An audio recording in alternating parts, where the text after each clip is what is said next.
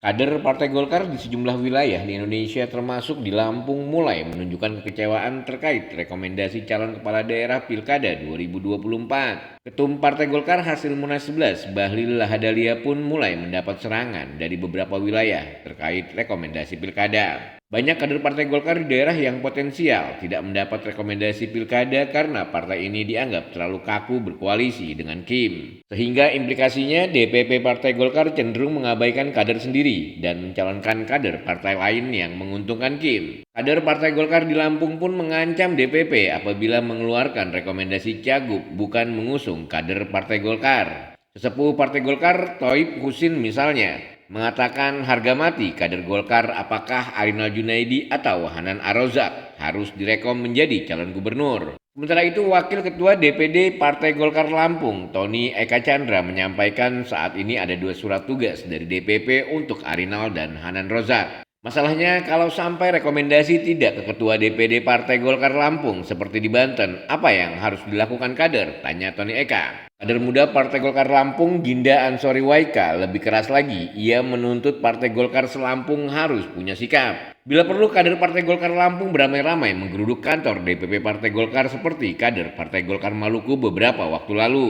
Ansori tidak mempermasalahkan siapapun kadernya yang ditunjuk, yang penting kader Partai Golkar yang maju di pilkada. Ia menambahkan harusnya putusan MK 60 kemarin memberi kesempatan Partai Golkar untuk bergaining posisi terkait kader-kader terbaiknya. Di bawah kepemimpinan Bahlil Lahadalia, Partai Golkar justru terkungkung dalam gerak langkah politiknya, termasuk dalam pencalonan kader di Pilkada 2024.